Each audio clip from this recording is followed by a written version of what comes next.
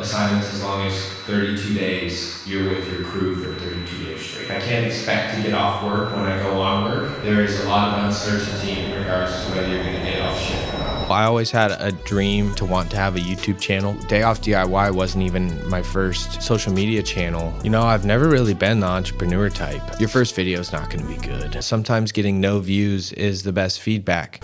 What can I teach my viewers that they might not know? I feel like we're just in a trust and value deficit. Everything is just demanding our attention and wanting to distract us.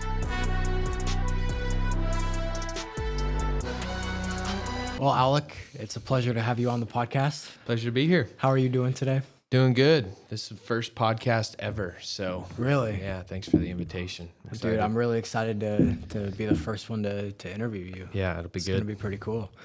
So I kind of wanted to just talk about like where you started and how you made it up here. So like what was your schooling like and what was your career path following you moving up to Humboldt?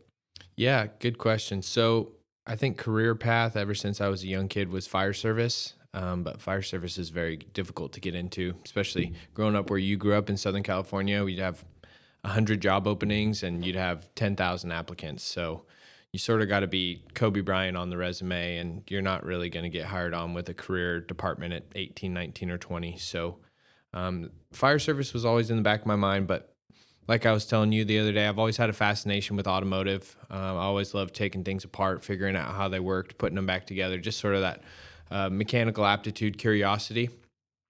And once I became of driving age, 16, I was just super hyped about getting my first car. So I bought my first Jeep Cherokee, started tinkering on it, modifying everything, wheels, tires, exhaust, stereo system, and sort of just fell into the automotive industry from there. Started working at O'Reilly Auto Parts, joined the Auto Academy my senior year in high school, and then after graduating high school, transitioned into a full-time automotive job while sort of building my resume and getting prepared for the fire service. So that included community college, took some auto courses there, specialized in a fire science program at Santa Ana Community College. And so was working full-time as a mechanic, but also always, working towards building that resume for the fire service. So EMT school, fire academy, things like that. So that was sort of my transition from high school to automotive to fire service. And I believe your question was sort of what brought me up here. After I graduated the fire academy in December of 2019, funny enough, I had sort of like a daydream while I was in academy that some faraway northern county would call my name and I would just, move away from Southern California, start a new life. And that's exactly what happened. I was working with the U.S. Forest Service in SoCal, and I got a phone call one day from the Humboldt Del Norte unit with CAL FIRE, and they offered me a job, and I was like, when do I start? And they're like, in 3 days on Monday. And I was like, oh, well, went home, talked to my parents, and decided just to go for it. Loaded up my truck with all my clothes and my fishing gear, and that was June 2020. Moved up here and just fell in love with it, fell in love with the place. You're obviously clearly not a firefighter anymore. Not anymore. You were working here in Northern California. What were those days like on the field and what ended up leading you to quit? Yeah, so the fire service definitely was an eye-opening experience, especially up here working for CAL FIRE. You're predominantly wildland, especially in Humboldt County, Del Norte County, any of the surrounding counties here. We just simply don't have the population or the engines and staffings for all the cities to be more medical aid and structure focused. We have Humboldt Bay, we have Arcata Fire, we have those sort of departments that will take care of the medical aids. So wildland was the big sort of surprise factor in regards to joining up with CAL FIRE.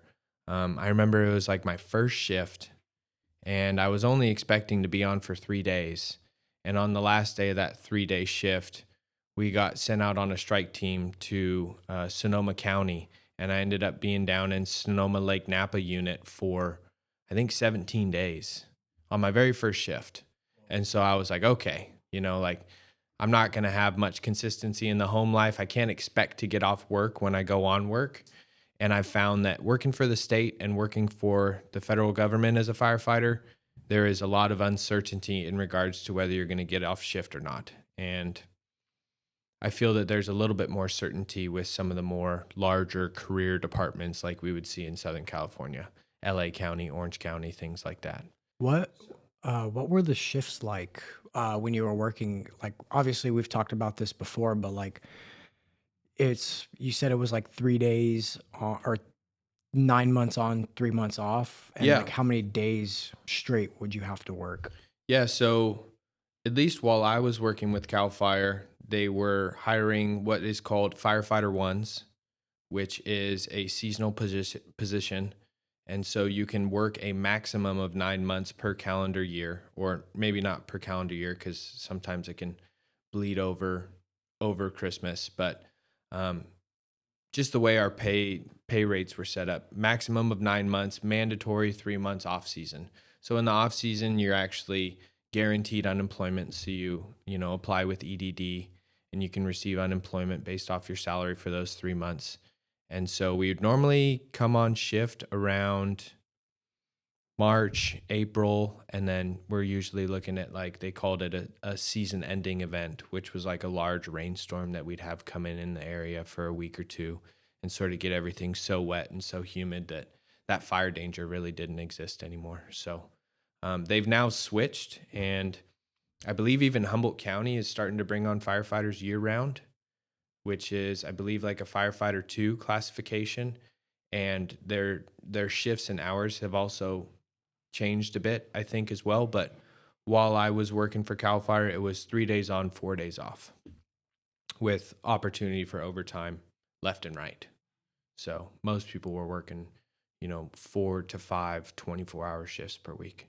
As a firefighter in Northern California, originally from Southern California, do you feel like there's a higher demand for firefighters up here in a rural county compared to the more higher population density areas? Absolutely. Yeah. My 3 seasons with CAL FIRE, it felt like we were always hurting for people. They were always hurting for company officers. They were looking for capable firefighters to encourage, to promote, to engineer. And up here, not a lot of people put Humboldt or Mendocino or Trinity high on their county desire list in regards to applying for the state. When you apply for CAL FIRE, they give you a big map of California on a piece of paper, and you have 22 counties. Every county besides the contract counties like Marin, Orange County, Los Angeles County, things like that. And so you number them all by where you'd want to work first. And I numbered all the Southern California departments, like 1, 2, and 3. I think, like, Riverside, San Diego, things like that, because I just figured be close to home, I might be able to commute. Humboldt wasn't even on my radar.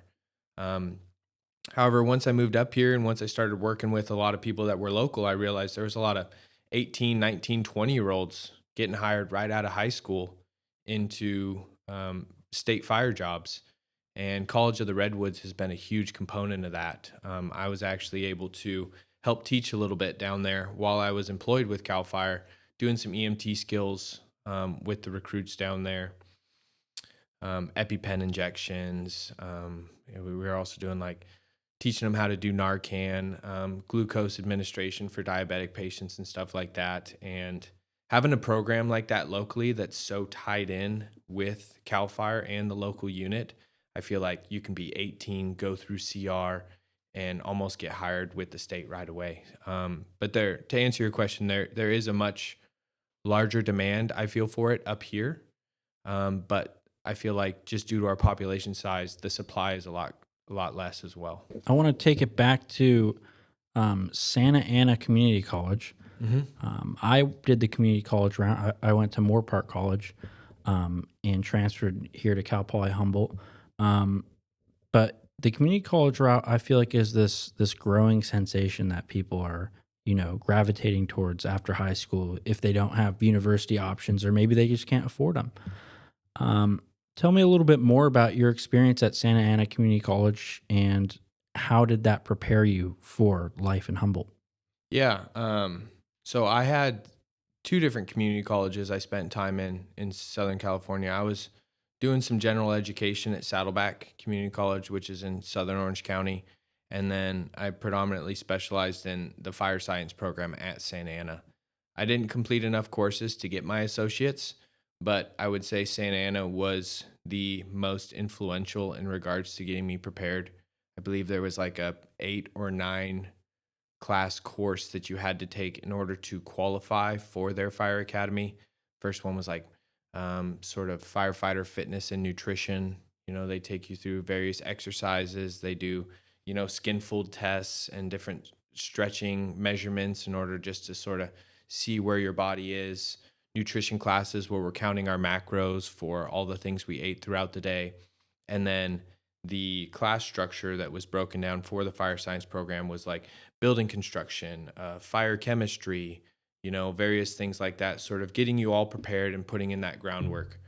As far as how that college sort of influenced me, that fire academy was from everybody I spoke to. I also had a stepbrother who went through that fire academy. It's supposed to be one of the best fire academies you can go to, like within the state of California. I believe it was like an 18-week course. So you have to finish Santa Ana's program, also have your EMT, and then you can qualify for it. And all of the sort of instructors for all the various cadres all come from different departments through Southern California. So you have guys from LA City teaching you how to throw ladders. You got guys from Riverside County or Corona Fire Department that are teaching you how to do self-contained breathing apparatus. And so you have all of these world-class California departments all coming together and teaching a class of 50. And I like to say that it was the most difficult thing that I've ever done, but it was also one of the most fun things that I've ever done. You're waking up at 5 a.m. Monday through Friday and getting home at 7 or 8 p.m. And, you just become best friends with all the people that you go through this academy with. You eat breakfast, lunch, and dinner together. You're sweating, you're crying, you're bleeding, like it's just the bond that's formed through it all. And you learn a bunch of amazing, valuable skills as well, skills that translate to all aspects of life outside the fire service as well. You learn how to respond to traffic collisions and various things like that. So I'm super grateful for my community college experience, especially Santa Ana. You brought up an interesting point when you were teaching the classes. I think you said something about skin folds. Mm-hmm. What is that? Yeah, so it's really just trying to show people sort of their BMI. So I believe they used to do a dunk test where they actually show like how much water you displace within a tank. You jump into this giant like 100-gallon tank. And the skin fold test basically is just to show like fat to muscle composition across your body, on your arms, on your stomach, and you can basically use those measurements and come up with different BMI figures to sort of see what's your muscle to fat. What are you thinking about right here? I say you're pretty dang close to me, which Really? is pretty good. Interesting. Yeah. Hell yeah. I don't know much about it though. My BMI is not good. I was going to ask you if you can estimate. I have no idea. That's above my pay grade. So, this education, it prepares you for your eventual deployment into Humboldt County and various NorCal locations where you're operating as a firefighter, or where you were operating as a firefighter. What's something that your education didn't prepare you for? What's something that you didn't expect when you got on the job? I would say the biggest thing I didn't expect was you can be great as a firefighter. You can be really good at throwing a ladder, doing a hose layer, be physically strong. Can you cook a good meal? And can you get along with other firefighters for 17 days straight? Can you make the coffee right? Exactly. Like, can you make good coffee? Do you know how to make food besides pouring yourself a bowl of cereal? Because we had 18-year-olds, 19-year-olds coming in, and then it's like, hey, you're on chow duty. Breakfast, lunch, and dinner is your job, and so some of them just had to stand on the sidelines and sort of take notes as some of the other senior guys. The biggest thing is, I've been on assignments as long as 32 days, and you're with your crew for 32 days straight. Breakfast, lunch, and dinner. There is really no separation except for when you're closing your eyes and going to sleep. So the biggest thing is how well can you get along with people? Can you have conversations around conflict, within the station or within your crew? Because at the end of the day, if you're going on an assignment or if you get in a call together, whether it's a medical aid or a vegetation fire, you want to be locked in with those people. You want to be predicting what they're going to be doing. You want working in perfect, synchronization. And if you have any bad blood or you're resentful against your crewmates and things like that, then it can make the job a whole lot more difficult. But with the right crew and the right jiving of personalities, it can be an absolutely wonderful job. But that's sort of something I wasn't prepared for. Well, while on the job, was there any instances or happenings of crew members not getting along? Do you have maybe a story you'd like to share about one of your crew members maybe not getting along or having some of the problems that might come up with some of the things that you're talking about? Yeah, I think there's probably too many to recall. Working with other firefighters that I would say weren't fit enough. I spent some time on a hand crew, which was a crew of usually about 12 to 14 firefighters, and we all move in one unit. And hand crews hike a lot, and they work strictly with hand tools. And we always say that your crew is only as fast as your slowest person. And if things really get bad and you have to hightail it out of there, you're supposed to move out as a singular unit. And if someone's slow and someone isn't keeping up on their physical fitness standards, it can put you in a really bad spot and it can jeopardize your life or your safety. And so there was conflicts around, some people not staying up on physical fitness, or some people having asthma issues that were sort of like undisclosed. And, it sort of became more apparent as the season progressed. I had someone steal my seat in the crew bus and took my stuff and dumped it all over the hallway in the bus, like 20 some days deep into an assignment, and, all sorts of conflicts. Would you say that's like the biggest conflict you had with somebody? Yeah, I would say probably that would be, one of the bigger conflicts. What had him? What ruffled his feathers? Oh, so he went out basically on vacation in the middle of a assignment while we were on the Dixie Fire, and I had moved over to his more so choice seat, and then he got transported back out onto the fire line and sort of met us while we were in the division. And then I get back to the bus after, my body's broken. I'm mentally, depressed and, malnourished, and, I just want to go home. It's 20 some days deep, and it's just those little things. Everybody gets a little bit more sensitive. But I had all types of conflicts. I was sort of like a squad leader on my second season of the hand crew. And so I was responsible for 3 to 4 firefighters underneath me.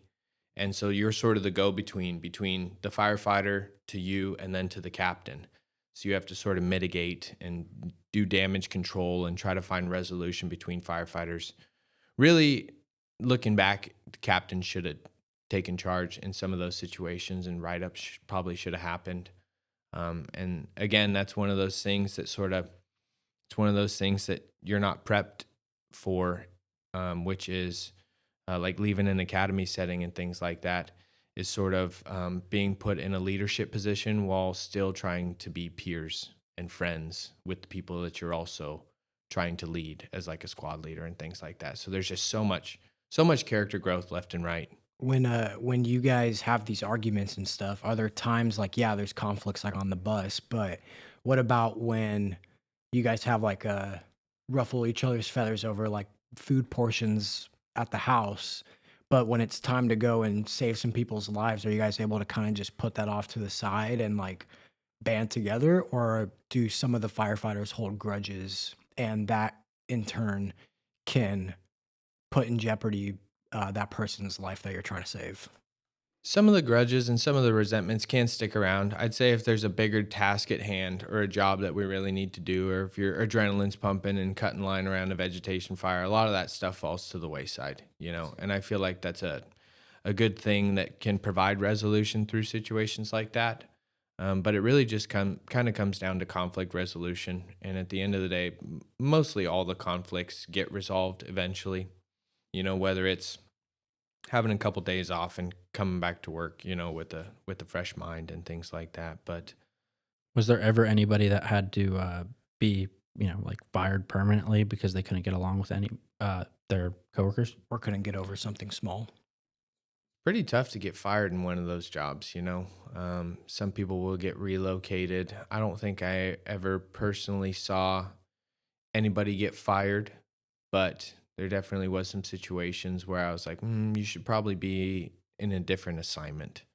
Maybe you shouldn't be on the hand crew. Maybe you should take a position at the ECC in Fortuna and help with dispatch and be a little bit more, office job focused. Or, each assignment has each assignment has different duties and different responsibilities. I started on the engine in Fortuna, which was stationed at the headquarters right there on Main Street. And then later that season, I got transferred to the hand crew in 2020. And then 2021, I went back to the hand crew in High Rock. I don't know if you know anything about High Rock. It's Humboldt County, Humboldt Del Norte unit of CAL FIRE has multiple what are called conservation camps, and they're actually inmates from the state of California, from the prison system. And if they're nonviolent offenders and if they've been on good behavior within the prison, they have the opportunity to go work basically on inmate hand crews. And so CAL FIRE supplies those captains, and they also have Department of Corrections law enforcement officers on staff to sort of monitor the inmates as well. And the captains will show up in the morning for their shift, and then they'll take those buses full of inmates out to various locations. Sometimes you'll even see them all around the county, like be driving past Clam Beach and you see a couple red buses and some white trucks behind them. Those are crews full of inmates going out and doing grade work, whether they're tearing out invasive species of vegetation or prepping various places for controlled burns, like up in Elk Prairie, up north by Oric and stuff. And so in 2021, CAL FIRE didn't have the inmate population to staff all of the hand crews. So they took all the inmates from High Rock Conservation Camp, which is down on the Avenue of the Giants, and they pushed them out to Eel River Camp, which is down by Alder Point, and pushed them up to Alder Camp, which is right near the Klamath River mouth, right outside Klamath. And they ended up staffing High Rock with all firefighters.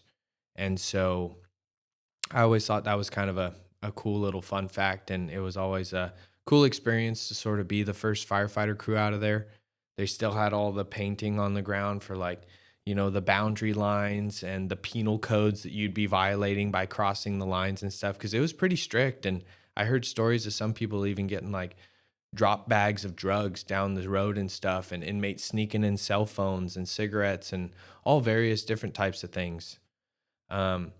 But yeah, I started on the engine, went to the hand crew for 2 seasons, and then I finished my last season at Ronoville Air Attack Base in Fortuna, sort of specializing in aviation. So we have 2 aircrafts down there in the county. One of them is our air attack ship, which is sort of your eyes in the sky. Anytime a vegetation fire pops off, they're usually a few thousand feet in the air doing circles. And then we also have a tanker, an air tanker down there called Tanker 96. And they hold roughly 1,000 gallons of fire retardant. And so if we have a vegetation pop off anywhere between here, Willow Creek, sometimes even out in Grass Valley, they'll send our aviation resources out to there. So our job was take care of the pilots, take care of the aircraft, do any of the refilling of fuel and retardant and things like that. So there's various different positions. It's not all just dragging fire hose and doing medical aids. Like you can go to the air base and never touch a piece of hose for the entire season, or you can go on the hand crew and strictly just fight vegetation fires and never see a traffic collision or a structure fire. And so you can kind of pick your flavor and specialize into what you want to do and what you like the most. Yeah. After all of that, what was the defining reason you ended up quitting? Yeah, I would say I sort of tasked myself. Well, let me start sort of just kind of with content and sort of like what we talked about the other day. I'd say like a lot of people, I always had a dream and a desire to want to have a YouTube channel. You know, I think we all see creators out there that have built pretty sweet lives and jobs for themselves, and just be like, man, that would be nice, you know. And you guys know Evan, my brother, who's pretty involved around here. Shout out. And shout out Evan, Vanator and Scorch Marker. Oh yeah. And so while I was in the fire service, Evan was also in the fire service too, and I sort of got to see him go through those growth stages of scaling Scorch Marker to the point to where he could leave the fire service and become, you know, an entrepreneur and business owner. And also at the same time, I think maybe it was like 2018, 2019, TikTok really started blowing up, and Evan grew on TikTok very fast. And seeing that and just sort of explaining to him my desires of wanting to start a possible YouTube channel, he was the biggest believer and biggest supporter in me. He's like, dude, do it. You know, like, you're going to be great at it. Just try it. You know, this is what you should do. Ladies and gentlemen, this episode is sponsored by AAA Productions, a Humboldt County video production company helping businesses create strategic, professional video content. If you've been wanting to start making video to grow your socials but don't know where to begin, AAA Production offers consultation and customized production packages to help you build a sustainable content strategy. Use the links below to get started today. Thank you, and back to the show. What year did he start YouTube? And at what point, like, what kind of following did he have for him to give you like the, okay, like, you should go try this? Yeah, I don't know exactly when his YouTube started, but I think he probably started TikTok in 2018 or maybe 2019. The funny thing is like when he started Scorch Marker, there really was no social media with it. It was just a product. And then people always ask me, "Oh, what does your brother do?" And I'm like, it's so hard to explain. You know, he runs a crafting company, but he also has a personal brand, Vanator Growth, that does like, you know, sort of entrepreneurial and business info, LLCs, how to bring products to market, you know, all these various things. And so once he started Vanator Growth, I think that really, you know, was the catalyst for his social media scaling. And so when I had first moved up here, I was really fascinated with mushrooms and mycology. And so Day Off DIY wasn't even my first social media channel. It was called Closer to Earth. And I started just on my days off from the fire service. I had like this mushroom field guide, and I'd go out to Clam Beach. I'd go to the Arcata Community Forest, and I'd just go around, and I started making shorts on TikTok about mushroom hunting. And what's funny is you can still go to my Day Off DIY TikTok and scroll down and find those videos. And I had a lot of success on there, actually. I actually grew from like 0 to 150,000 followers on TikTok in a matter of like maybe a couple months. And once I made Day Off DIY and started creating content on YouTube and Instagram, I actually just renamed my TikTok and took all those followers from my previous account and just funneled them into my new one. And so Evan was the big catalyst for it, him just being in my corner and believing in me and telling me that I could do it. And, you know, sort of like we talked about the other day, I was in the off season. Actually, it was technically during my final fire season in 22. And I was daily driving a big diesel truck. I'd worked in the BMW industry for about 6 years prior to the fire service. And I just bought my house, just moved my toolbox up here.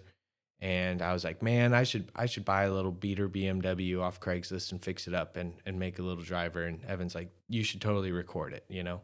So I started recording and started making the first few videos. And then by the 7th video, I hit like 100,000 views on that video. And I was able to monetize my YouTube account and make a couple $100. So once that happened, I was like, okay, let's go all in and see what I can do by the time the call comes in for my 4th fire season, and see if I can make the full-time switch. And right before, maybe about a week before that call came in May of 23, I had secured a contract with an automotive brand, sort of doing like long form integration and making them some UGC, making them some content for their social medias. And it was just enough to barely cover the bills. I was still draining down on savings, but I was like, you know what? I think we got this, making about $2,000 a month. And I was like, let's just commit into it fully. And then that was, about May 23. So going, what's the math there? Just shy of 3 years. So when 2 years, 10 months. so when you were 16 and dinking around with your Jeep Cherokee, did you ever see the potential of signing a contract with an automotive, larger business? No, no way. It's probably pretty cool to see that, like, looking back and be like, wow, like, I've the progress I've made since that. Yeah. And those moments when you can look back, I feel like that's when growth is the most prominent. And I think we all have those moments for ourselves. Growth is really hard to see within ourselves, but if you can look at it from the right frame of mind, or if other people point it out to you, it becomes a lot more prominent and a lot more visible. That's what I noticed too. Like I feel like I'm so stagnant, but then someone will be like, "Dude, look at you. You just did this. Like I've seen your improvement." Like somebody today just said they have seen the podcast evolution of like my interview skills, and they were like, "I'm proud of you." And I was like, "Oh, like that's so nice to see." So I kind of like stepped back and I'm like thinking about it like, "Damn, like I have been trying to improve. I feel like I haven't, but somebody else notices that. Like Mhm. that's really cool." So Yeah. thank you. Yeah. What's if there was a somebody that was aspiring to be a content creator and they were just starting their journey, what advice would you give them? That's a good question. The best advice I would give them is, just to start. Um, your first video is not going to be good. Your first podcast isn't going to be good. Don't Um, watch it. maybe it might be if you're an anomaly, but the way I've always described it is it's like going to the gym and working out a muscle. Your first time working it out, you're going to be weak. You're going to barely be able to put up any weight. But you keep going, you keep showing up, muscle keeps getting stronger. Your second video is better than your first. Your fifth video is way better than your second. And you get more comfortable talking on camera. You sort of develop your own style, your own editing fingerprint. Every editor has its own fingerprint. But really just getting those reps in. I talked to a local business owner that I believe is coming down here and coordinating with my brother in regards to, sort of some advice on content creation and things like that. And she's told me, she's like, oh, my game plan is to get 30 pieces of content stacked up, and then, I can start to schedule and batch those out. But I have an opposite way of thinking about it, because your first video that you post is going to give you feedback. And like we talked about, sometimes getting no views is the best feedback. Sometimes, it's going to flop. And if you were to make 30 videos all in that same style and that same tone, you're going to have 30 videos that flop. But just receiving feedback, staying open to criticism, and always trying to make the next piece of content better than the last one. It's just repetition. That brings up a really good point because what we did for the podcast at first was we had 10 or 10 of them lined up before we launched.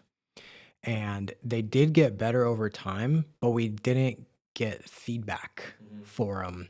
And when they were releasing, somebody would text me and be like, "Hey, this is weird," or "That is weird. Maybe fix this." Because I asked for feedback because I'm like, dude, I'm open to it. And then I feel in my mind that the next 5 episodes that are gonna come out after that are in that same style.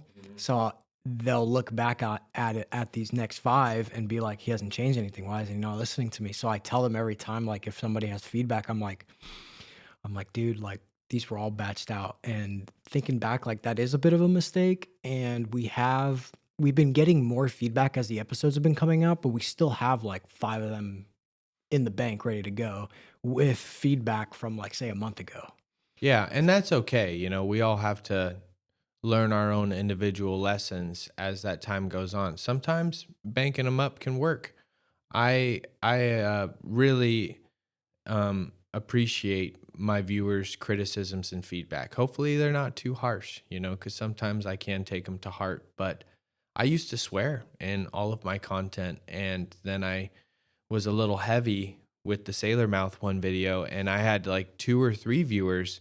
They're like, Alec, I love your content, but I'm trying to sit on the couch and watch this with my kids, and I can't. I can't continue this episode because you're swearing so much. And I I went into the editor on YouTube, while the video is live, and I went through and I cut out every single swear word on there. And ever since then, I've always made sure to not include any swearing in any of my videos to allow it to be sort of that family friendly type content. So everybody is included, and sometimes it's thumbnails or intros or, hey, the music's too loud, having music just to have music, things like that. I And some don't people don't need it.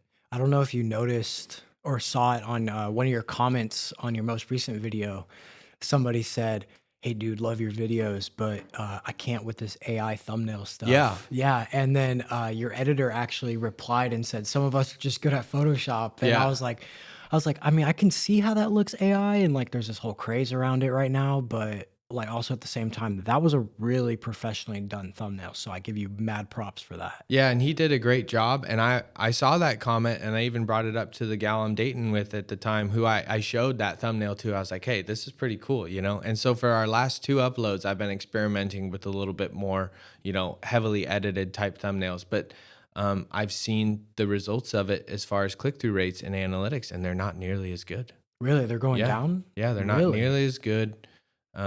The subject matter of the videos was solid, and it was, on par with the rest of my stuff. Editing was, on par with the rest of my videos as well. But I think some people might shy away from it a little bit just because, it's sort of, I don't know, it just has this type of feel. But even thumbnail creation, a lot of people have their own style, their own sort of signature text and color and, font style that they use. And I think viewers sort of attach to that. So that's a whole another thing too, title and thumbnail, Dude, and what recipes work and what don't. Evan has been like teaching me like all the ways to like increase the value that somebody's going to get on a podcast in the first 10 seconds. Mm-hmm.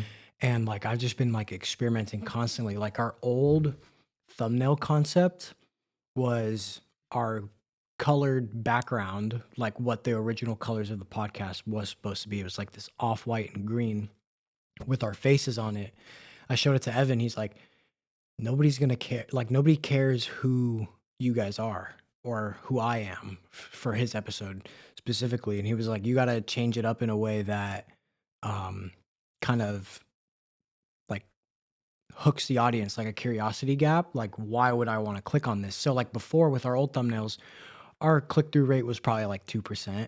But then with this new one that I do with the black screen and like a freeze frame of our faces and like the red text, it's gone up to like certain videos like hit like 5-6%. And Yeah. like I think that's pretty good for a podcast. What's yours, by the way? As far as click-through rates go, good thumbnails that I'll receive can sometimes be 8, 9, 10. I've had them touch just maybe a little bit over 10. And then like the 2 AI thumbnails that I had, maybe, mid 4s. Yeah. But as far as podcast thumbnails go, who I really like, they're a little overdone, but Curiosity is absolutely on point. This guy, Caleb Hammer, that does financial audit. Yeah. He is a rock star with thumbnails and titles. Have you ever heard of the Iced Coffee Hour? I haven't. Okay, they're the podcast who I've gotten a lot of my inspiration off of. Got it. As of like starting the pods, the intro style, and the thumbnail style too. Like I don't know if you've seen any of our thumbnails. If you look at Iced Coffee Hour, you can kind of see the inspiration there. Yeah. And I think it adds something different for Humboldt because like when I found out that you were here and you're doing crazy stuff, like, and Evan obviously doing crazy stuff, I'm like, how can I stick out and stand out like you guys are? And so that's when I started to kind of audit my YouTube channel and like figure out ways to kind of stand out from what a normal Humboldt podcast would look like or a Humboldt like YouTube channel would look like. So yeah, he's been helping me dissect and fix things up. He's like we'll watch some of the videos together. He'll be like bored, Evan keeps it real. And I'm glad he does because it's actually been helping me like rapidly improve. I don't like getting feedback that's like, oh, this is so good, keep it going. Yeah. Like I want to know what's wrong with it. Sometimes I ask him for feedback and sometimes I regret it. It or I'll hurts, just yeah. like send him a thumbnail and then he provides me with feedback. And I was like, oh, I was just looking for a thumbs up. But no, you're right. That's good though. because Evan is a business advisor here. And so with business advising, a lot of the time, like you can go through a whole meeting just like reassuring that person, like this or that. Sometimes that is the meeting. Sometimes you're like, yeah, just keep doing what you're doing, do it more. And that's like all the advice you have for them.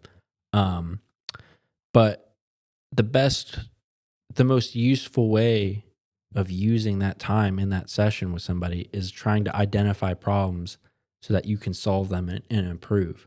So, like some of the first questions I ask people is there any problems that you're having running your business? Is there something that makes you angry when you run your business? So, one of the common ones is bookkeeping, trying to manage my QuickBooks. And I just spent 8 hours this weekend. I was supposed to go to the beach with my family, but I was just trying to figure out these books because I need to pay taxes. And so I always, say, okay, well, you should work with a bookkeeping advisor because that advisor can get that 8 hours down to 2. And then you can finish by 11 o'clock and go to the beach with your family. Being able to identify problems and do it in a way that's respectful, I think, is a good skill to have, and I'm glad Evan has that. And also, you have to be able to receive that, right? You got to be able to, take that advice and be able to improve from it. So yeah, what is something that Evan, was like, you should change this or change that you're like, damn, that kind of. We've talked about everything. He is a big first few seconds guy, first 2 seconds guy. I've sent him short form content that I've made for my own personal channel for other brands. He's like, this would be really good, but you should cut out like the first 1 second, and just get straight into it. He's really big about just hooking that attention right off the bat. But we've talked about everything, long form videos, titles, thumbnails, and I feel like now we're sort of at the point to where we can collaborate back and forth.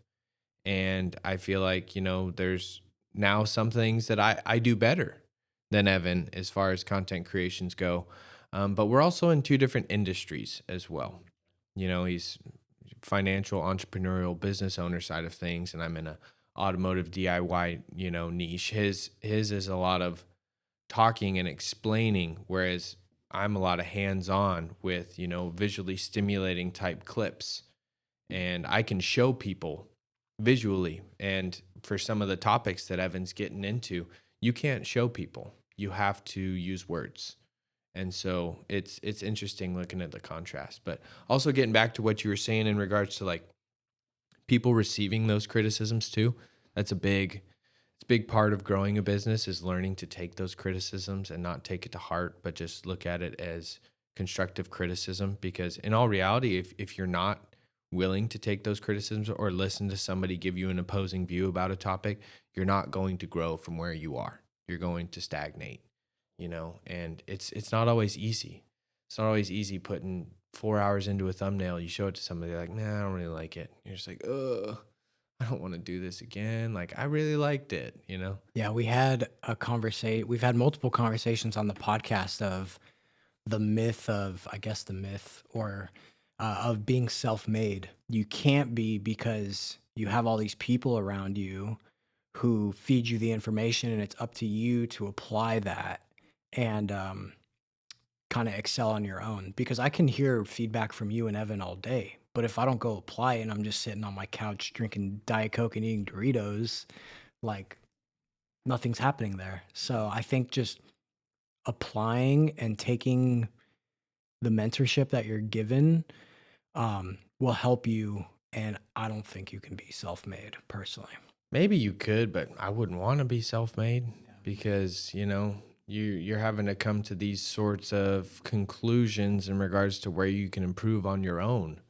I That's what comments are for, and feedback, and having sort of a code group. Evan and I have always talked about like trying to build a community of creators that are in a similar space so we can throw thumbnails to each other and bounce title ideas off of each other and various things like that. And AI has even been a great tool for that. Sometimes I use AI for title generation, or upload a thumbnail to it and have it give me its thoughts. And even then, AI can be pretty critical too and provide some great feedback as well. So I don't think anybody that's really good, is truly self-made purely on their own. I like this idea, this, like content creator collective. Yeah. And, you know, after the podcast, definitely like to talk more about that idea because I think Andrew and I would, like to join. That's 4 people right there. Mm-hmm. And so, yeah, that sounds like a really good idea. And I know a few people that would be totally game to be part of that. And it's great to have those collectives and these groups, just for networking and community building and, just talking about it, having those conversations. You're improving. Everyone's improving because they're just shooting ideas off each other. I want to touch on entrepreneurship. After, leaving the fire department, you started this venture of yours, and you are now a business owner and an entrepreneur. Um, Prior to this current venture, did you ever have the entrepreneurship spirit going? Did you have anything else that you maybe dabbled in or tried before what you're currently doing?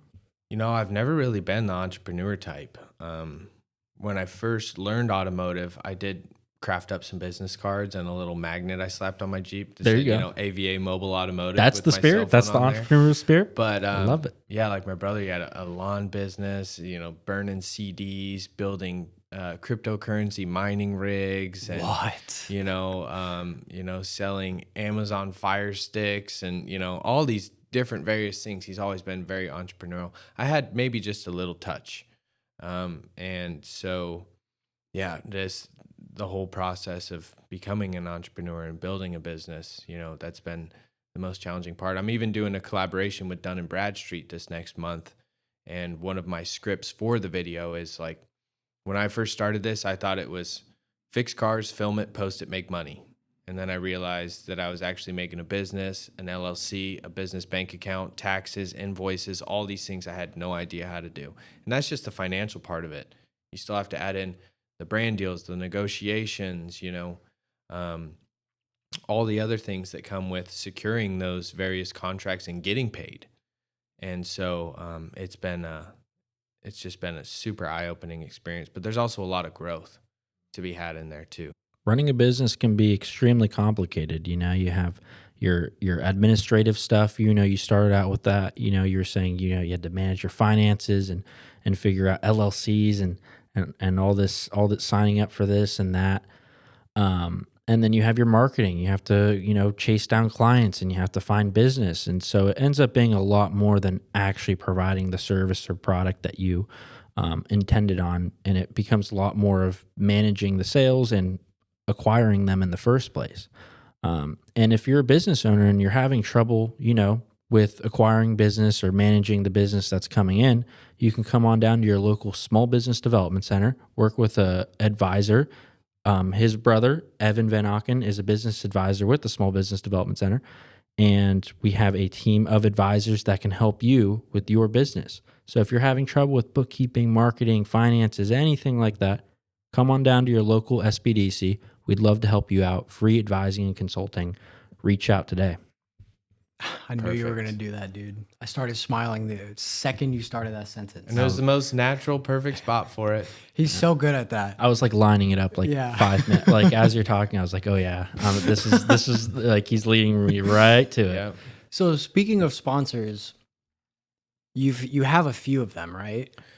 Yeah, I have a few. It kind of varies, So I guess first maybe we can at least sort of tell people, because we only sort of made up to leaving the fire service into content.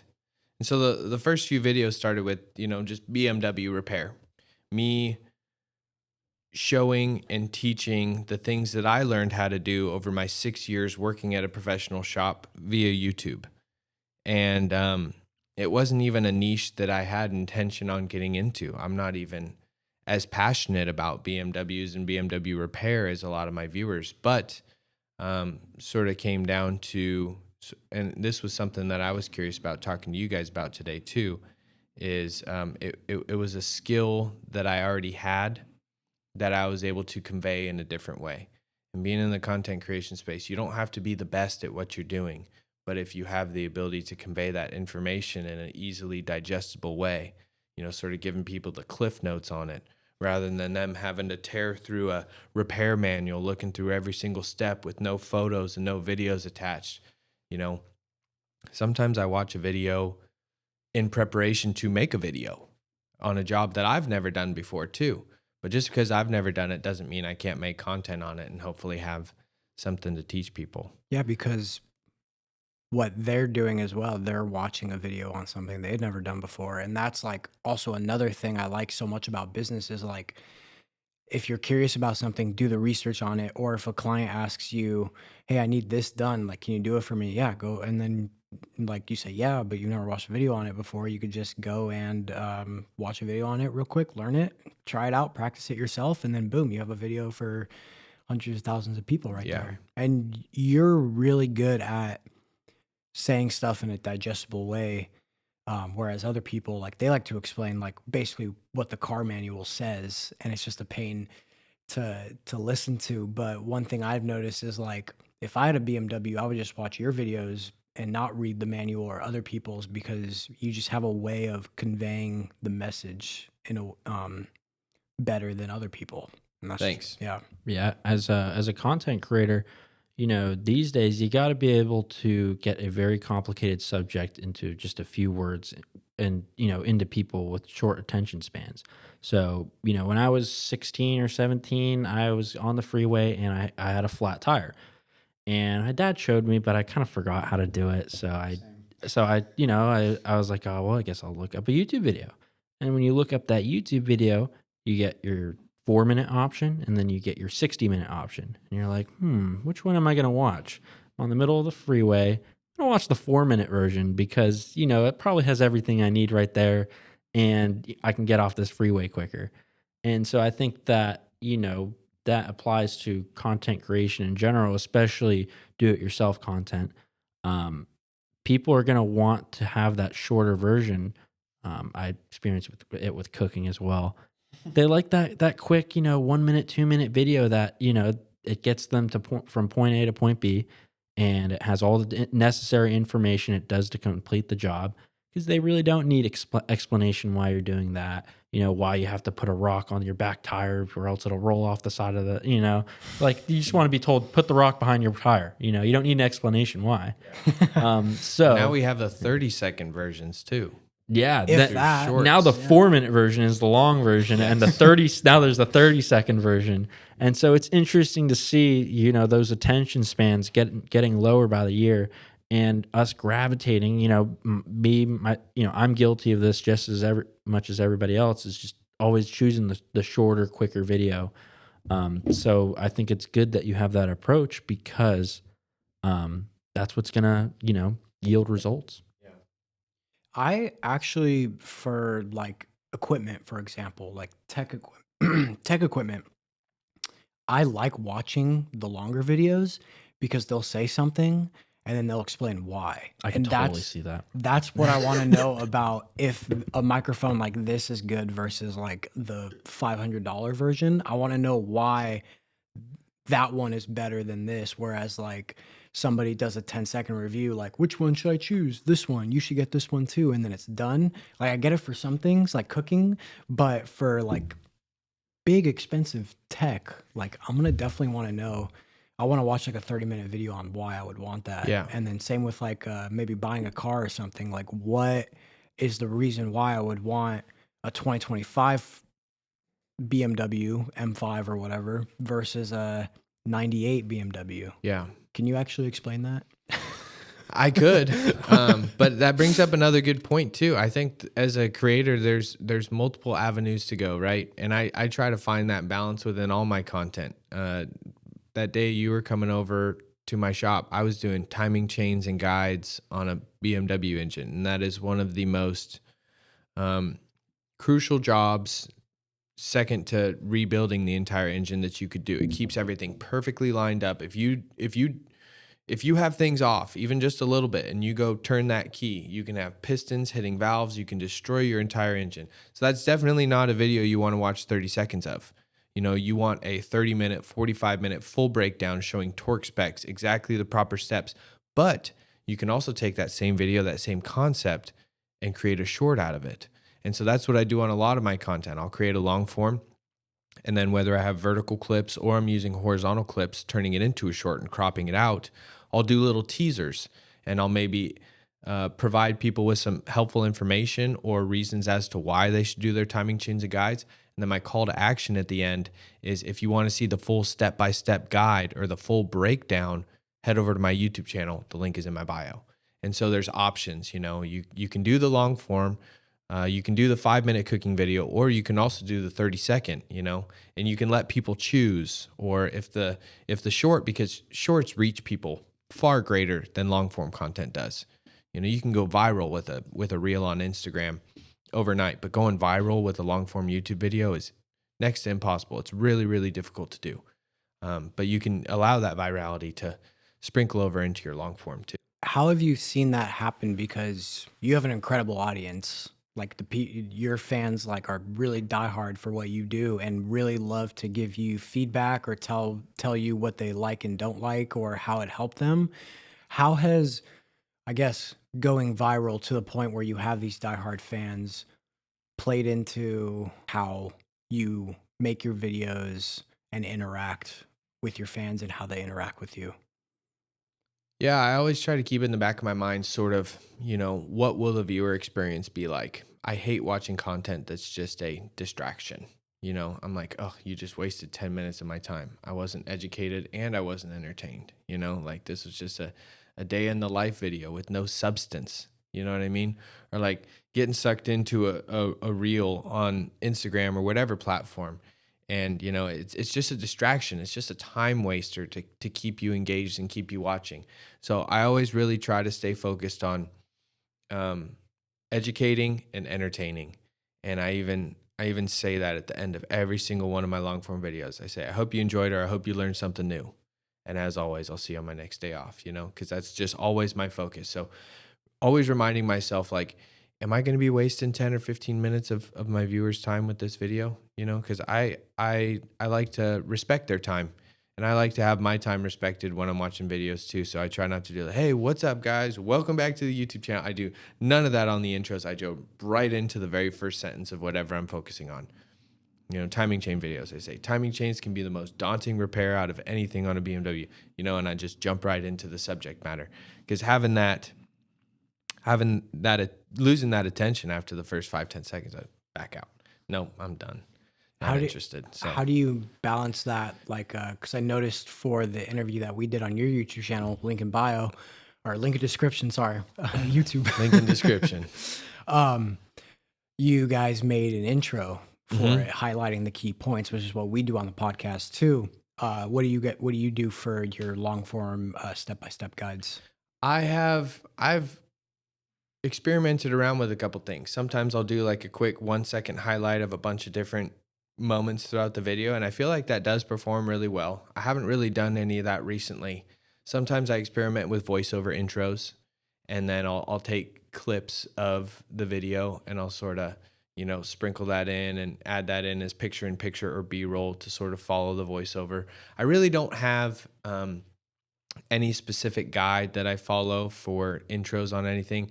And I feel like it's kind of fun to sort of have that creative freedom when it comes to it. I'm not my long form, I don't script. I don't script write. I don't have shot lists. I sort of just let it fly. I just get started with the job. Sometimes I will if I'm really, really trying to like be organized. But I also kind of fly by the seat of my pants a little bit when it comes to long form and stuff. Like your recent video, right? That was obviously completely unscripted, right? Yeah. You were doing something and then the seat started smoking and you were like, screw it, I'm going to record it. Yeah, exactly. So I ordered up the part, and then I was just like, the very first line was like, my seat wants to catch on fire, because it really did. I was moving the seat motor started smoking like crazy. And so, I didn't spend that 15 seconds doing a whole introduction. Hey, welcome back to the Day Off DIY YouTube channel. Today we're talking about seat motors, and, it's just jump right into it. While the cars, people already know who you are. Yeah. While the car's on fire in the background. Hey, what's going on, guys? Yeah. I want to circle back to the sponsors. I had a follow-up question. What are the pros and cons to having sponsors?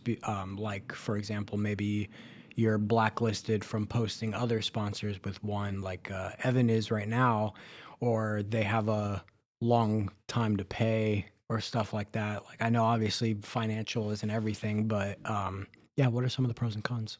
Yeah. So my income as a content creator, I would say user generated content, or, UGC for people that don't know, making reels, videos for other brands to then post on their social medias without any affiliation or connection to me, makes up probably still about 50 to 60% of my income.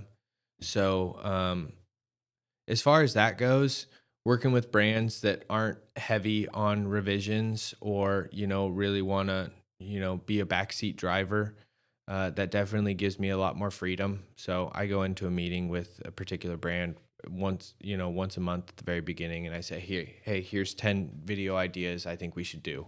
Here's, last month we had this one do 1 mil, this one did 2 mil. Let's do repeats of those, but mix them up a little bit. So having brands that allow you to retain your creative freedom are super helpful.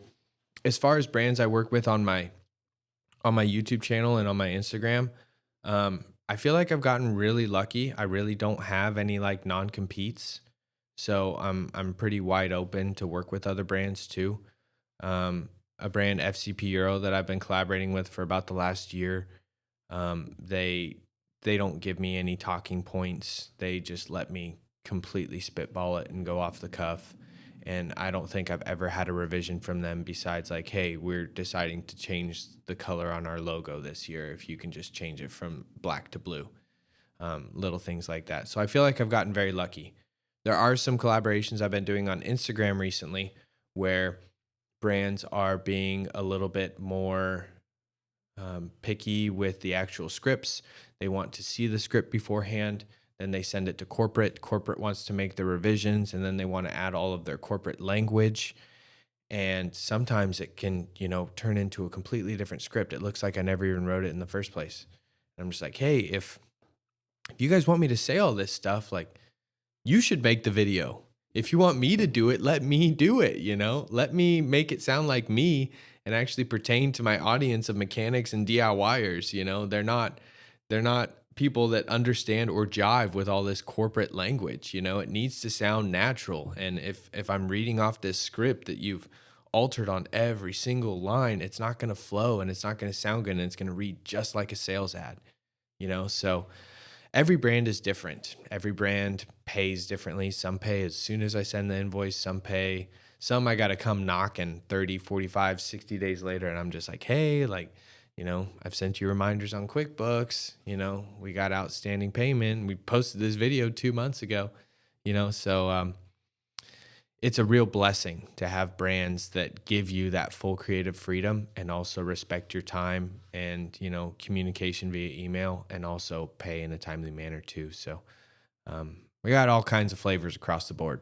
What would you say to people like us who are starting a channel and like want to reach out to sponsors? Like, do we need the viewership first? Do we need the social proof, or can we just reach out and hope they say yes? What would the strategy be there? Yeah, that's a good question. And that's something I feel like I've really started to gain some confidence in over the last few months.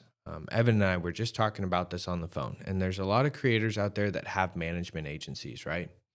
People that are the go-betweens between the brands and the creators and just pass the content back and forth. But that can be nice as a creator if you just want to do one and dones and get paid. But in the grand scheme of things, the way I like to view it is, what value am I providing to the sponsor or to the brand? Like, I don't just want to put words out there for them and get paid. I want this video to perform. I want it to be the best video that they've ever had. So they want to keep coming back for more. I do my job well. Their job is done well. Everybody's happy. And so, I'll give you an example, real quick. So there's an automotive brand that reached out to me, and they're like, hey, we saw your content. We'd like to work together. What are your rates for 2 short form videos posted in collaboration with 6 months organic usage and 6 months paid usage? And, so I gave them the rates, and, they're like, okay, what about maybe for 3? And I gave them the rates, and I was like, hey, I'd just love to jump on a call if you're willing to jump on a call. And so I got on the phone with this gal, Emily, and I started talking to her, and I was like, what's your goal? What is your objective here representing this brand, and what is your budget? And she was able to tell me what her budget was and what her goal was. And I was like, look, I can make you 2 videos and we can post them in collaboration. But if they don't do well, you're now committed to 6 months paid usage on a video that doesn't do well at all. When you put paid money behind it, it's still not going to do well as sponsored because the video's not good. And, I was like, instead of that, why don't I just take your budget and let's make you 4 pieces of content, and you'll have 6 months usage, organic usage on all of them. And then we're going to reserve a little stockpile of money here for 6 months paid usage.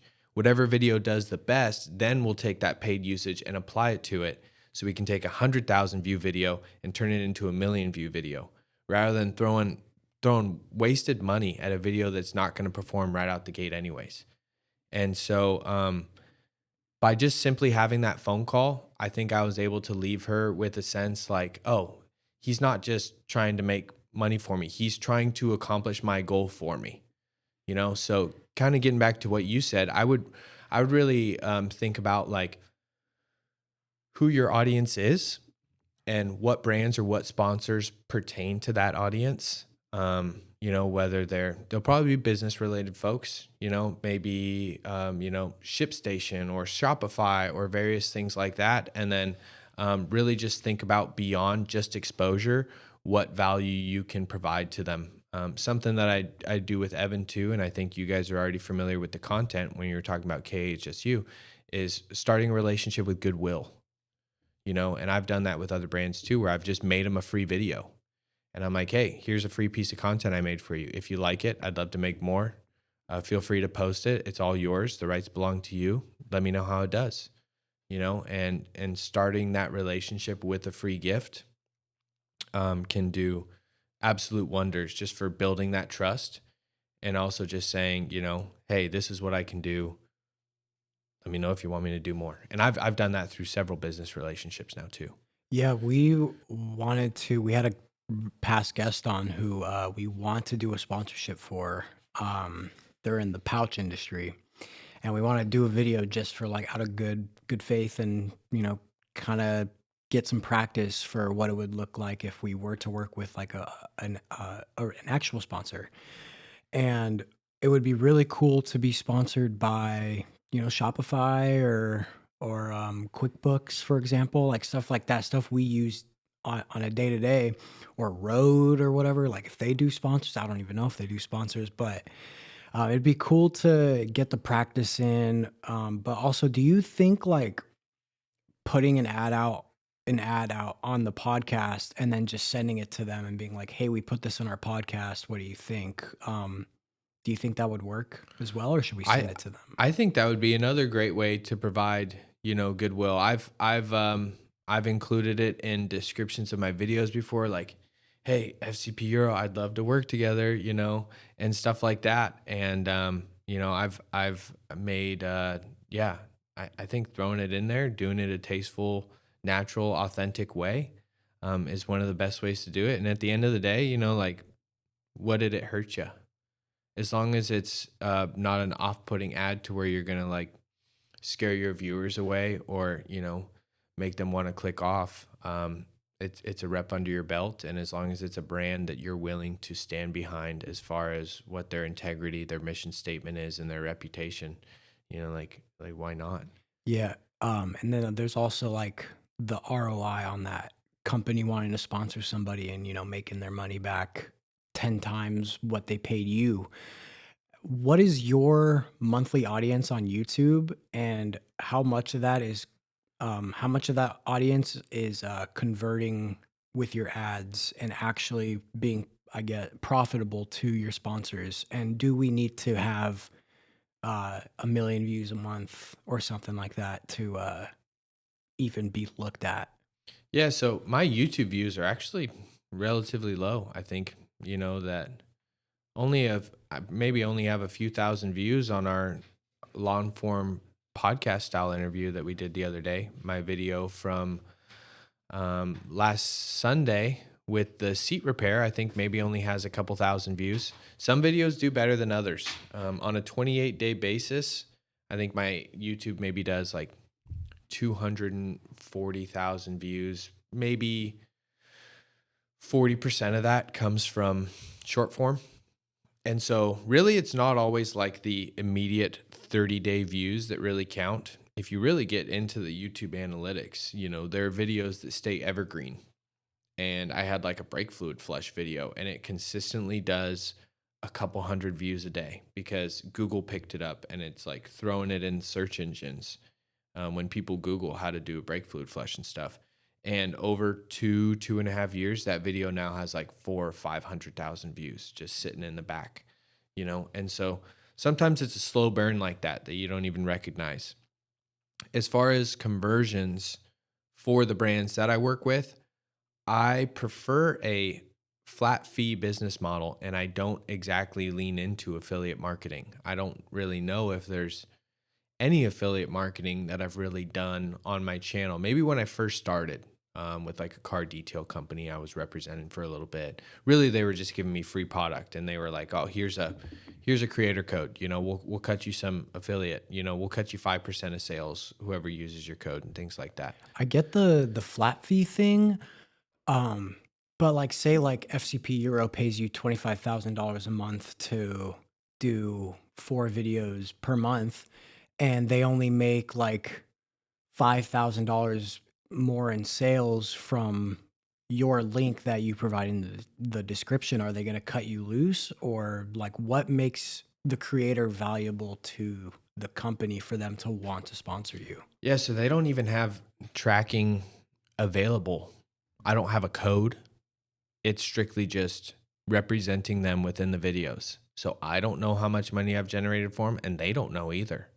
But they like my content, and they believe in me, and they believe in my message and what I stand for. And, we're in the same empowering DIYers to, fix their cars, saving them time and money. And so the way I've described it to brands that I've worked with in the past is YouTube, you'll get a return on your investment. Maybe not right away, but if the video is good and stays evergreen, people are going to see it for a year, for 5 years, for 10 years. Anytime they look up or watch that video, they're going to see you. Social media, or as far as short form content, you can get a faster return on investment. Absolutely. I've found that the best way to get people a return on their investment is to create paid ads for them. And this was a conversation I had with Evan. I was like, "Evan, how do I level up my income as a creator? I feel like I'm stuck in this threshold, in this plateau, and I can't get to the next level. I don't want to oversaturate my YouTube with too many sponsored posts. I don't want to oversaturate my Instagram feed with too many sponsored posts." I was like, "How can I do this outside of sponsors?" And he was like, "You can create paid ads for brands instead, which usually come at a little bit of a higher price, but you can directly correlate that to sales." And so now I've started to talk to brands about that as well. And I've done some of that with FCP Euro. I even provided them with free paid ads as a sign of goodwill. So like ads they pay for on their page. Yeah, You don't, no cross posting. No cross posting. It is basically a free short form piece of content that is specifically tailored to have Meta paid ad dollars behind it. So I've even seen the content that I gave to them for free when I'm on Facebook and Instagram and stuff, and it's performing really good. Like normally you see a sponsored post as like no likes, like no comment, no engagement at the bottom. This one's got thousands of likes and hundreds of comments. People are engaging with it like a normal piece of content. But instead of having my normal call to action, hey, if you want to see a full step-by-step, click on the link in my bio, it is, go to fcpro.com, and check out what parts they carry for your catalog. So tailoring the voiceover, tailoring the piece of content strictly just to convert sales for them. And then I gifted that to them so they could run it as ads. And then I said, "Hey, all I want is to see the analytics on your back end once you're done running this ad. And I want to see a comparison between ads you've ran previously and ads that you're running, and my ads. I want to see how they perform together as far as average view duration, engagement rate, things like that. I want to see the proof that my content was better than your previous ones. And then if it works, they can come back for more. So it's sort of, to answer your question in the long way, I feel like there's opportunities to split all of it. You know, there's long form sponsorship opportunities. If there's a particular clip where something may come up naturally, you talking about a product that you're really stoked about, I think that would be a great opportunity for you guys. You're talking about how much you love this soundboard, or how much you love these microphones, or how great QuickBooks has been to you. You take that natural, free flowing, organic clip and tailor that into a short form piece of content for that brand, because then it doesn't read like a sales ad. It reads like, oh, this is just a natural clip that came straight off the cuff. And that's what people like. That's what I do with the SBEC. Like, that's a lot of the big value that I get out of this podcast. Is I promote the Small Business Development Center, I promote Startup Humboldt, and Andrew promotes AAA. And so this is kind of our way of marketing what we got going on. But yeah, I think that that's definitely a good approach to these sponsorships, is really trying to figure out, okay, what's the value that I bring to you? And I think I'm going to start thinking about that. Like, what value, or what organizations or businesses can we bring value to? Yes. And I think I've actually had this train of thought before, and it's brought me to the School of Business at Cal Poly Humboldt. I think that, and Cal Poly Humboldt in general, I think Cal Poly Humboldt is a business, is a nonprofit organization, and their revenue source mainly is from students. Students enroll, they get money from the state, or wherever they come from the parents. And I think we could bring a lot of value in that. We could bring students up here for enrollment, because they would see that, oh, it's not just some college in the boonies. Like, they have like a podcast studio, and they are in the 21st century, and a lot of these misconceptions that I think a lot of people have about Humboldt would be foiled. And so I think I'm interested in potentially using not only our podcast, but this studio as a an asset for Cal Poly Humboldt and the School of Business. That's just kind of a thought I have in the future, and Andrew would be a part of that, and that's kind of one of the big picture ideas I've been formulating, and it comes back to that thought of what organizations could I bring value to. And so even with if we don't have millions of views, if we have thousands of views, and we can market towards potential students that might want to come to school here, and make it a more attractive education, I think that they might see value and give us some money. Yeah, and I use that value framework and lens for everything now. Every single piece of short form content that I put out, what can I teach my viewers that they might not know? And so, like, the last couple pieces of shorts that I put out was like, showing the difference between two different length bolts. One was old and one was new, and they're stretch bolts and they're one-time use. So I was visually showing people, the length difference, and telling them as to why they should replace this bolt if they're doing a job, And so brands, long form, short form, value, right? Because I feel like we're just in a trust and value deficit. Everything is just demanding our attention and wanting to distract us. But looking at that from a brand's perspective, and someone comes to you and, they're like, hey, I see this as a potential problem that you guys are having, and this is a solution that I want to provide, and it's you're being a rock star for them if you can provide value. A lot of people don't think that way. As far as content creation goes, do you only do automotive related businesses, or do you do content creation for just any business? Yeah, I had D&B reach out, and Cool. yeah, and so I've been collaborating with them a little bit throughout this last year. I totally thought you I totally thought you meant Dave and Buster's when you said That would be that. sweet. That would be sweet. If we had if Dave and Buster's nearby, I'd be stoked. No. It's a So good what date was night that? It spot. was So Dun and Bradstreet, Yeah. they basically handle like business credit profiles, okay. sort of a business credit that's separate from your personal credit. Yeah. And so they have some tools. I talk about with my clients all that time. Yeah, they have some tools on their websites. You can get your Dunn's number through their app or through their website. What was it called again? Dun and Bradstreet.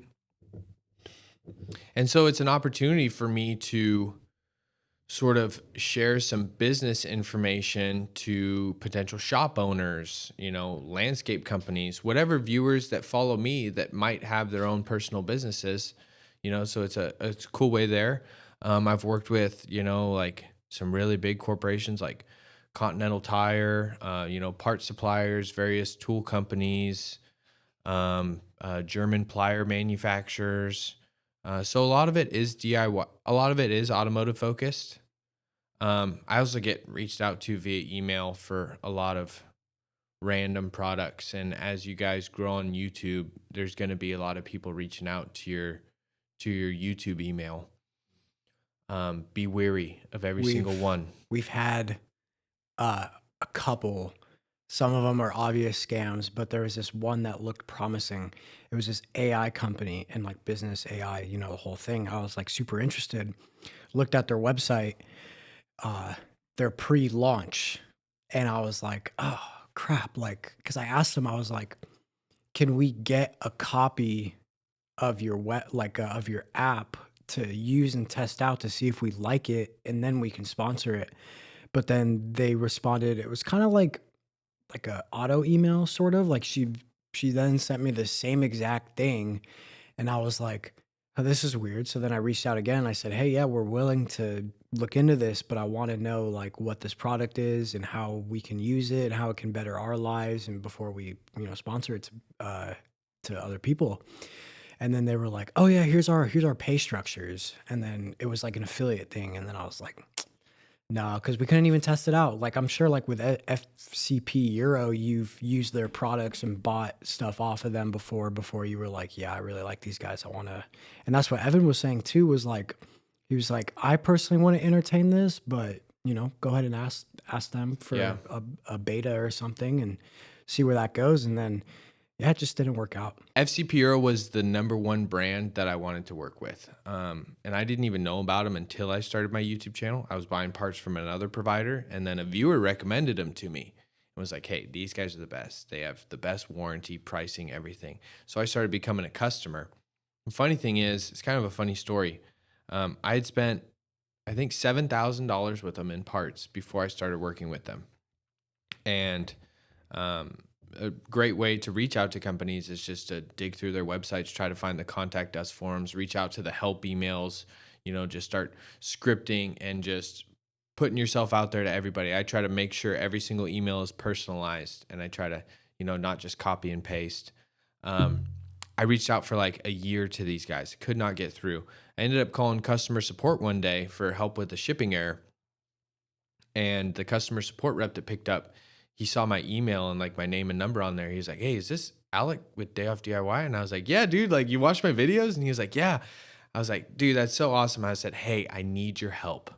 I've been reaching out to you guys to collaborate for a year. Is there please somebody you can put me through together, like to marketing?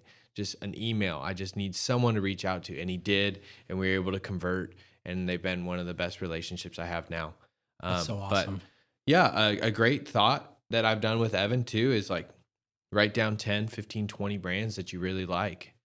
And I think also having a LinkedIn membership really helps too, because you can find email addresses for people within those companies and then just seek out the marketing individuals within those brands and go straight to the marketing people. That way you can sort of bypass the support or like the, affiliate submission form that you'll find at the bottom of websites and stuff. And I've done that with brands as well too.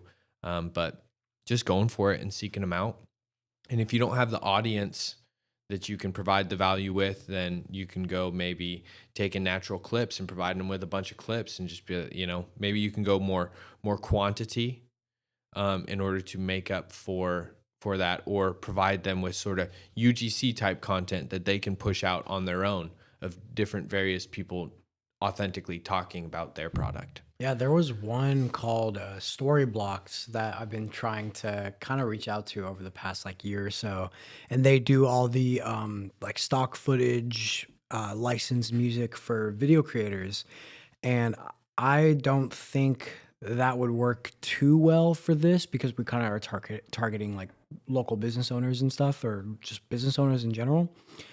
And they're not editing, so I don't know if that would work, but it would be really cool to collaborate with them because I like their services and I use them a lot. So I would definitely want to explore what that would look like.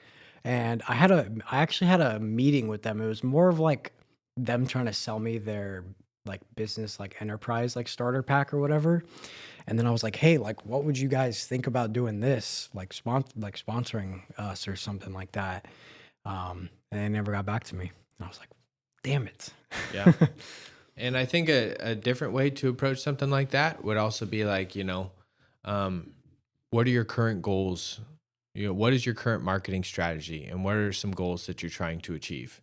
And then if you can get that part from them, then you can formulate a response in your mind to accomplish those goals, as opposed to just like, hey, you want to sponsor me and, pay us and take care of us and we'll get you some stuff. Like I think once you can find their problem, then you can come back to it with a solution. And there's a saying in the fire service, don't come to me with a problem, come to me with a solution. Hello, everybody. I'm Luke Kennedy, Building Manager at Startup Humboldt. Behind the Redwood Curtain is recorded and produced at Startup Humboldt. Startup Humboldt is a co-working space mentorship hub for entrepreneurs building real businesses here on the North Coast. You can learn more at startuphumboldt.com. I like your approach, asking questions and trying to figure out, what's your marketing strategy, what are your goals. And it's something I didn't really do at the start as much as I do now. Is I really try to ask my clients, what is your goals? What do you want out of this? Our second podcast ever, Will, mentions that a big emphasis on exit strategy. Like if you're starting a business, what's your exit strategy? Like, and so I think it was his uncle or something asked him that, and he started Trinity River Wine, and that was like one of the first questions. He's like, I'm trying to start the business. I'm not trying to exit. What are you talking about? But the importance of that question is, what are you trying to get out of this? If you're going to put all this work into this business, what do do you plan on taking that business to the grave? Do you plan on selling it? How much, do you want to make money off of it? Or is it, just a stable income? So I like that you have that approach of, what is your goals? What is your, breaking down what they want out of this transaction. And I think that's a good approach. And I try to implement that, figure out, okay, what do you want? What are your goals? And then we'll figure out how to get there. Because if we don't establish, those first, we're just, what are we talking about? Yeah. So I really appreciate what you have to say about that, because it's important, that you establish goals and you establish, an agenda, and then you work towards it. Because if you don't do that, things just go awry. Yeah. Exit strategy is a great lens to look at things, because you just got my mind running in regards to like, what do I want the end game to look like? That was my follow-up question is, do you plan on taking this, marketing business to the grave, or do you plan on selling it eventually? And what's, tell me a little bit more about. I don't think it's something I could sell because it's a very personal brand, and I don't have a product or a service. You don't have a shop as well, right? I mean, not like a commercial shop. Yeah, like a brick and mortar. Yeah, you have like a service that you provide really just from your computer, from your home. So yeah, I have a service I provide in regards to like education. I would say, as far as teaching people things, as far as like being able to sell the brand or sell the business, I don't really see that as a feasible opportunity, because it's. I could see possibly family or future children, or if I had a son taking it over. Yeah, that would be cool. Or a daughter, someone that wanted to follow in those footsteps. Ultimately, I'd like to branch out of the automotive space and start to get more into the home and property DIY. I'd like to always still have automotive in there, but as I go through my various chapters of life, my game plan is just to bring that channel with me, buy a raw piece of land, rent some heavy equipment, learn how to grade a property, pour concrete foundations, build a forever home from the ground up, and do a little bit more of that type of stuff. As far as like longevity, I think ultimately there is a lot of promise for me to try to come up with a product that I could eventually sell. But I've talked to Evan about this, and even just about merch. If you want to do merch right, you normally have to hold a large quantity of inventory. And, you can do a print on demand and have someone print it and ship it out for you, but usually the quality is a lot less. And, there's then the customer's getting an inferior product. But if you do take on that merch yourself, now you're a shipping company. Now you're selling a product, and you're going to be running to the post office and ordering more quantities to fill the backlog and trying to get rid of all these triple XLs that you purchased that nobody ever bought. And so I was hesitant to jump into it because I didn't want to pull my focus away from what I'm already doing now. So I talk to Evan about that all the time, though, in regards to just like, what is your goal and what do you want to achieve? Because whether it's a thing or a dollar figure, you can work backwards from there. Let's say it's 500,000 a year in sales, like you can break that down. Okay, what's your current product and what does it sell for? Okay, now you can divide that and have a number of products that you need to hit per month. And then, okay, here you are. This is where you want to be. What can you do to get from this number of sales to this number of sales to reach your goal? And so it's a really cool way of working backwards from the goal you want to achieve as far as exit strategy goes. I want to talk about, your financial situation with running this business really out of pure personal curiosity. If you don't want to disclose these numbers, feel free to just say no. Totally don't mind. In 2025, what was your revenue? What was your expenses? And what was your profit? 2025. Oh, also, do you pay yourself a salary or wage? So I don't pay myself salary or wage. I will be moving from an LLC to an S Corp Nice. this next year, which will include paying myself a wage. I'm very naive when it comes to the bookkeeping side of things. Totally. And so that has been a big learning curve for me. 2024, I did, I think, 90 gross, netted just shy of 50, 45. And then last year I grossed 127 and netted about 80. Nice. Good margins. Wow. Yeah. And then the things I didn't factor in for that I'm paying a big price for is taxes. I knew it. Yeah, I was thinking, I was like, oh my God. I've done 2 tax seasons here for local CPAs in Eureka. I studied accounting in Cal Poly Humboldt. I was going to go the tax route. I was going to do the CPA thing. It's still an option. But yeah, taxes on those numbers are going to be I wasn't not prepared. fun. And Yeah. I'm still not prepared. I'm on a payment plan for taxes from the previous year. Are you number one, if you want to work with a bookkeeping advisor, we have some awesome bookkeeping advisors that are like 20 years. I would like to. And I would love to connect you with that resource because, they can get your process down very efficiently.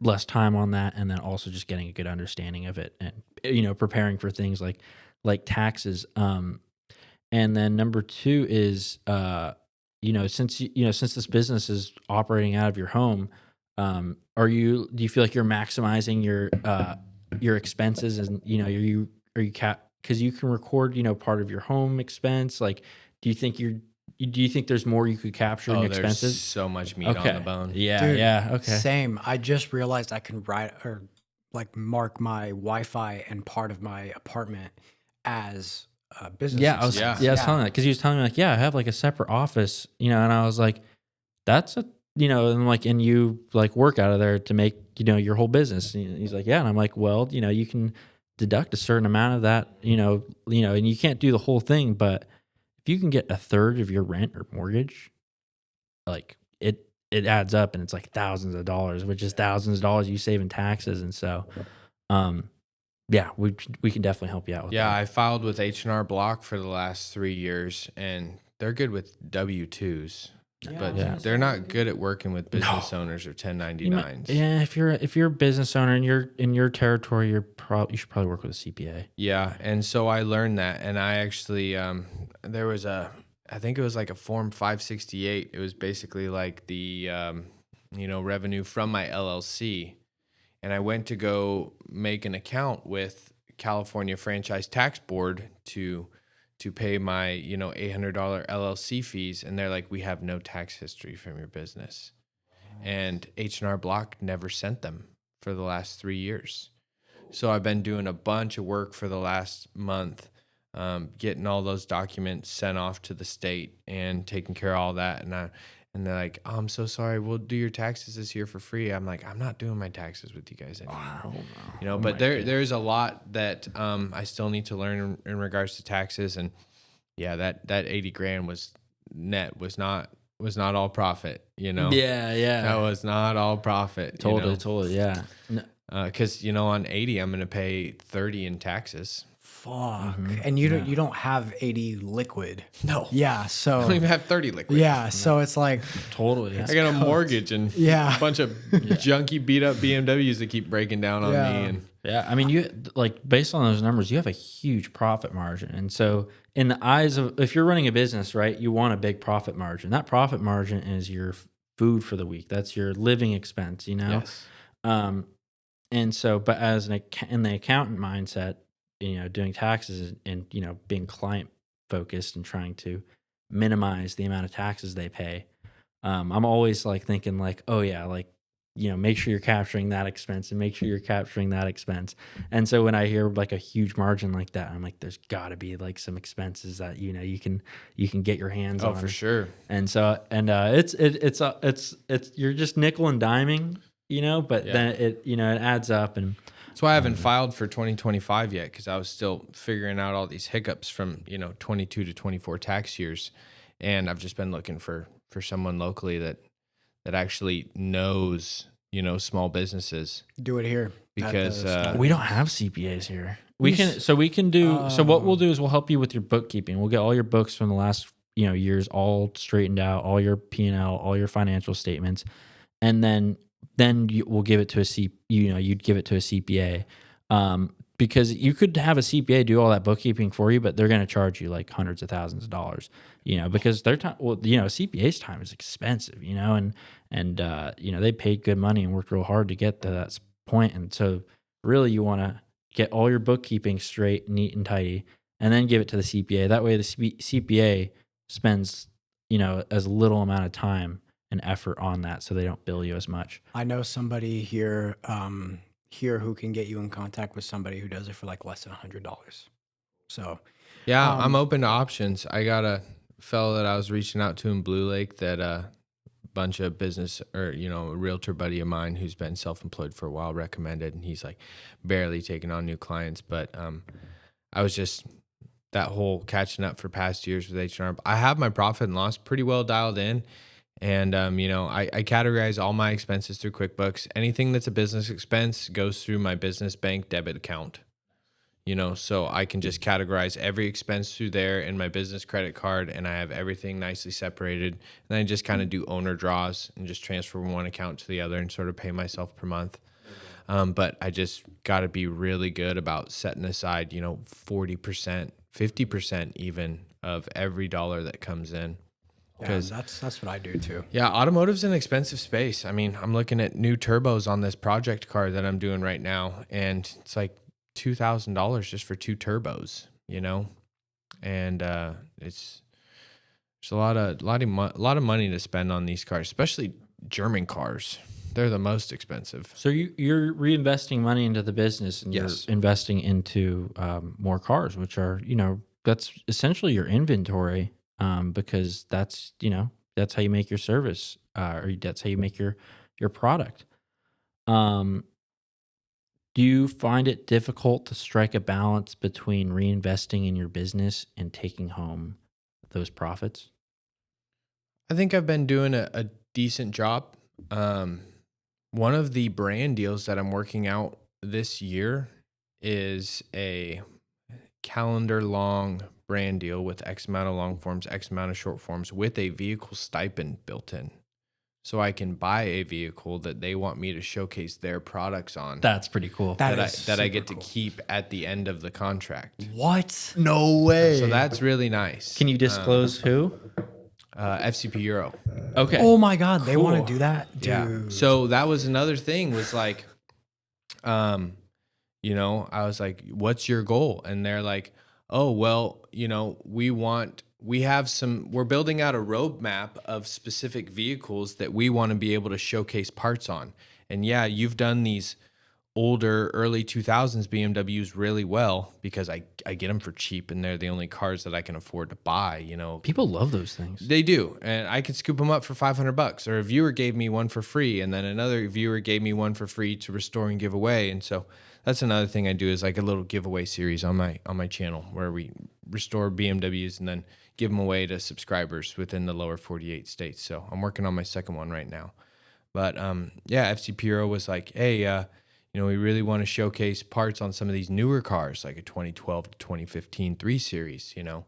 And so they provided me with a list of cars they're interested in showcasing parts on. So we're still in the works for it right now, contract wise. So fingers crossed that things will fall together nicely. We're still sort of back and forth on rates and deliverables. And Oh, things I'm sure like they that, will. And I think you have a good approach to, you know, the way you approach these contracts and the way you approach these jobs. I think it's very professional. So I really appreciate, you know, you kind of sharing your process with us because it's very reviving to hear a local entrepreneur, you know, doing things right. We're going to hit you with the rapid fire round. Are you feeling ready? Ready. Alrighty. So that's true or false. If you want to skip, feel free to skip. No explanation until the very end. You're just gonna hit us with your answer. Yeah, let's do it. You want to take the lead on this one? Yeah, let me do it. All right. Okay. Are you ready?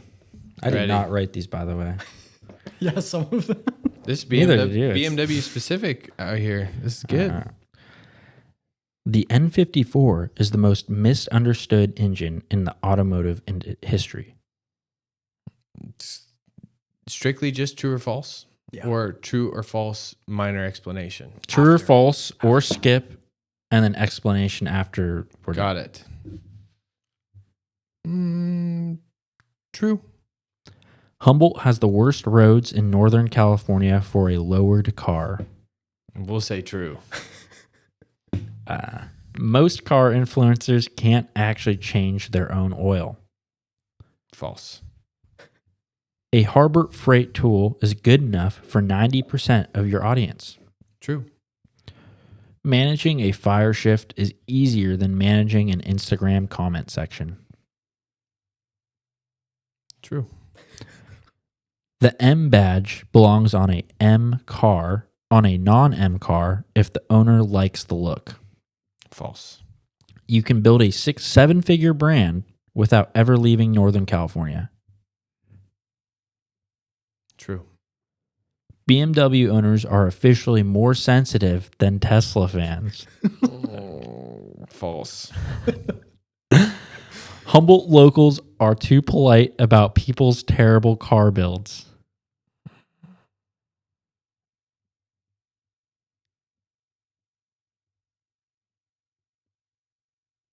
We'll go with true. Your first 1,000 subscribers were harder to get than your last 50. True.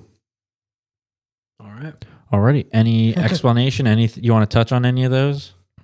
Yeah. Yeah, these will be fun to touch on. Let's go from the top. N54, one of the most high maintenance engines, I would say. Roads are pretty trash here. Even the roads around my neighborhood. You know, I want to buy an M3 or an M5, but I'd be scared to drive it around here. There's no doubt about that. I feel like most car influencers, maybe not. There are some car influencers out there that is just like strictly oil change. You know, I see some stuff and it's just like, come on, let's get into the nitty gritty. Let's tear into some big stuff. I feel like the oil change, that's where I'm at. I'm still trying to learn that.